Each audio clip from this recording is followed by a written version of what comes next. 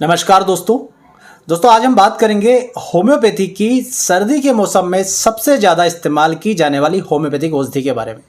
आज हम जानेंगे कालीबाइक्रोमिकम दवा के 5 ऐसे उपयोग जिसे सभी लोगों को जानना चाहिए। दोस्तों सबसे पहले और सबसे ज़्यादा यूज़ कालीबाइक्रोमिकम मेडिसिन का होता है जुकाम के केसेस में। तो सर्दी के मौसम में सभी लोग सर्दी से, जुकाम से और जुकाम के साथ सिर दर्द से या नाक की जड़ में जो दर्द होता है उससे परेशान होते हैं। तो सबसे पहला और सबसे प्रमुख उपयोग कालीबाइक्रोमिकम का है जुकाम या साइनस के केसेस में, सर दर्द हो, नाक में दर्द हो या लगातार गाढ़ा सिक्रेशन जो है नाक से निकलता रहे। वैसे देखा जाए तो कालीबाइक्रोमियम को उन सभी जगह पर यूज़ करते हैं जहां पर शरीर के किसी भी भाग से ऐसा सिक्रेशन निकलता हो जो गाढ़ा हो, जो चिपचिपा हो, जो लेसदार हो, जिसे फेंकने पर या जो सिक्रेशन निकलता है और वो धागे की तरह खिंचता चला जाए, जैसे कि कोई एक डोर बंधी होती है, ऐसे जहां से वो सिक्रेशन निकल रहा है वहां से पीछा छोड़ाने पर एक डोर की तरह उसमें से धागे से निकलते जाए। तो ऐसी सभी जगह पर कालीबाइक्रोमिकम होम्योपैथिक दवा का इस्तेमाल होता है। तो चाहे ये सिक्रेशन नाक से हो रहा हो, चाहे ये सिक्रेशन यदि कोई व्यक्ति थूकता है तो मुंह के द्वारा हो रहा हो, चाहे इस प्रकार का सिक्रेशन महिलाओं में ल्यूकोरिया की समस्या में हो रहा हो या किसी को डिसेंट्री है, आंव जा रही है, उस समय पर इस तरह का सिक्रेशन हो रहा हो दोस्तों, तो कालीबाइक्रोमिकम दवा का यूज़ करते हैं। तो ध्यान दीजिएगा, इसका सबसे पहला लक्षण शरीर से कहीं से भी कोई भी सिक्रेशन हो रहा हो, यदि वो चिपचिपा हो, गाढ़ा हो, लेसदार हो, डोरे की तरह यदि वहाँ पर धागे की तरह लगातार सिक्रेशंस जो है वो निकल रहे हैं, तो वहाँ पर कालीबाइक्रोमिकम दवा का यूज़ करेंगे। तो यदि किसी मरीज में जुकाम में जब व्यक्ति जो है नाक को फेंकता है, बाहर निकालता है और इस प्रकार के सिक्रेशन देखने को मिलते हैं कि कुछ हिस्सा जो है डोरे की तरह नाक से जुड़ा हुआ हो, तो वहाँ पर हम इसका यूज़ करेंगे। पीला या कभी कभी सफ़ेद कलर का बहुत ज़्यादा चिपचिपा लेसदार नाक से यदि म्यूकस मेम्ब्रेन से म्यूकस निकलती है, वहाँ इसका यूज़ करेंगे। इसके अलावा नाक की जड़ में लगातार दर्द बना रहेगा और सर भी दुखेगा, ये दोस्तों जुकाम के समय कालीबाइक्रोमिकम देने का सबसे बड़ा लक्षण है। साइनस के समय कालीबाइक्रोमिकम देने का सबसे बड़ा लक्षण, और यदि कोई व्यक्ति नेजल पॉलिप से परेशान है और इस तरह के लक्षण उसमें मिलते हैं तो वहाँ पर भी आप कालीबाइक्रोमिकम दवा का यूज़ कर सकते हैं। कालीबाइक्रोमिकम को दूसरी बार सबसे ज़्यादा यूज़ किया जाता है सिरदर्द के केसेस में। ऐसे सिरदर्द जहां पर व्यक्ति एक उंगली रखकर बता सके कि यहां पर सिरदर्द हो रहा हो, वहां पर दोस्तों आप कालीबाइक्रोमिकम दवा का यूज़ करेंगे। परंतु ध्यान रखें, ये सिरदर्द के साथ साथ यदि मरीज में जुकाम भी पाया जाता है, श्वसन तंत्र संबंधी समस्याएं जैसे सर्दी है, जुकाम है, खांसी हो रही है, ये सब भी पाया जाता है, तो ऐसे सिरदर्द में कालीबाइक्रोमिकम देने की संभावना और ज़्यादा बढ़ जाती है। जनरली क्या होता है, यदि कोई व्यक्ति सिरदर्द से परेशान है तो वह कहेगा मेरा सर भारी हो रहा है, मेरा सर ऐसा लग रहा फट जाएगा, तो यहाँ पर वो पूरे सर की तरफ इशारा करता है कि मेरे सर में दर्द हो रहा। किंतु यदि व्यक्ति ऐसा उंगली रखकर बताए कि मुझे यहाँ पर दर्द हो रहा है, खासकर कनपट्टी पर दर्द हो रहा है, या कोई एक उंगली रखकर बताए कि मुझे सर के इस हिस्से में दर्द हो रहा, यहाँ पर दर्द हो रहा हो, तो दोस्तों ये कालीबाइक्रोमिकम का जीता जागता उदाहरण है। तीसरा दोस्तों, कालीबाइक्रोमिकम का सबसे ज़्यादा यूज़ होता है यदि किसी व्यक्ति को जीभ पर, गले में, मुख में, टॉन्सिल्स में या ऊपर नीचे के तालू में या आजू बाजू के गाल पर जख्म हो जाता है।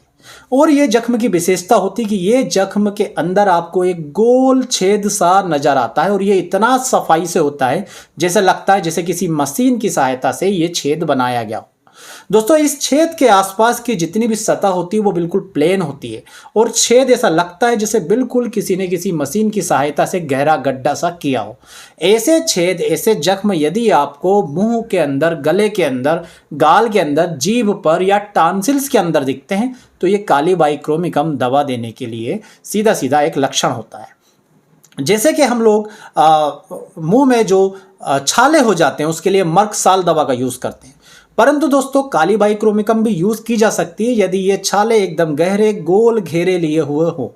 यदि छाले अस्पष्ट हो, जो उनके आसपास की किनार है वो बिल्कुल भी एक साफ साफ ना दिखे, मतलब आड़ी तिरछी किधर भी फैली हुई है, तो ये तो मर्क साल देने की तरफ इशारा करता है। किंतु बिल्कुल एकदम गोल सतह हो, बिल्कुल एकदम किसी ने प्रकार से गोल घेरा बना दिया हो, तो आप ये समझिए कि यहाँ पर कालीबाइक्रोमिकम दवा का यूज़ करना है।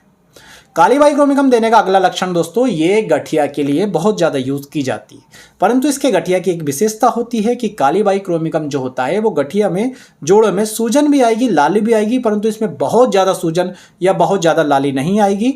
और जो गठिया का दर्द आएगा वो पेशेंट को थोड़ी सी देर के लिए आएगा और चला जाएगा। अचानक आएगा, अचानक चला जाएगा। ऐसा नहीं होगा कि आया और दिन दिन भर जो है उसके जोड़ दर्द कर रहा हो, ऐसा बिल्कुल नहीं होगा। आएगा 5, 10, 15, 20 मिनट के लिए दर्द होंगे जोड़ों में और उसके बाद वापस दर्द चला जाएगा। तो ये काली बाई क्रोमिकम के गठिया के दर्द की निशानी है। इसके अलावा भी इसका एक और लक्षण है कि जब गठिया का दर्द आएगा तब डिसेंट्री होना बंद हो जाएगी, और जब गठिया का दर्द बंद हो जाएगा तो डिसेंट्री की समस्या चालू हो जाएगी।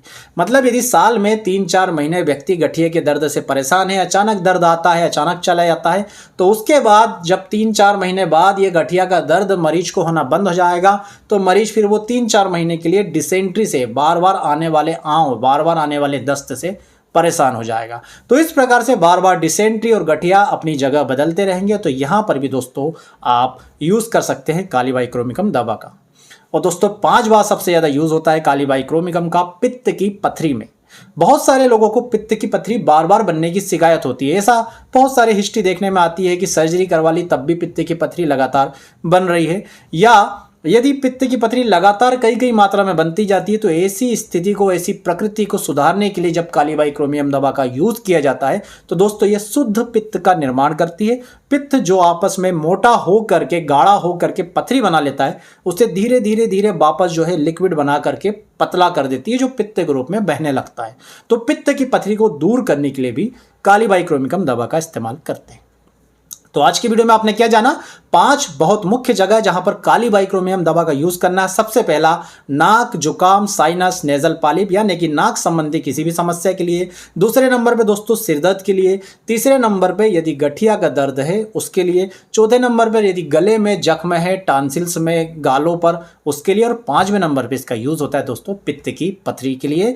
तो आप भी इन 5 जगह पर दिए गए लक्षणों के अनुसार काली बाई क्रोमिकम दवा का यूज कीजिए और देखिए इसके कितने शानदार रिजल्ट मिलते हैं। जनरली बात करें इसकी पोटेंसी और डोज की, तो यदि आपको एक्यूट सिम्टम्स मिलते हैं, एक्यूट डिसीज है, तो वहां पर आप 30 पोटेंसी में यूज कर सकते हैं। 4 बूंद सुबह, दोपहर, रात, दिन में 3 बार। इसको लगातार आपको कुछ समय तक लेना पड़ेगा। ये जो डोज है मैं एडल्ट के लिए बता रहा हूं, परंतु बीमारी के हिसाब से, उसके लक्षणों के हिसाब से, मरीज की उम्र के हिसाब से ये डोज आगे पीछे, ऊपर नीचे हो सकती है, जिसे आपका डॉक्टर आपको बेहतर तरीके से समझकर आपके लिए बताएगा।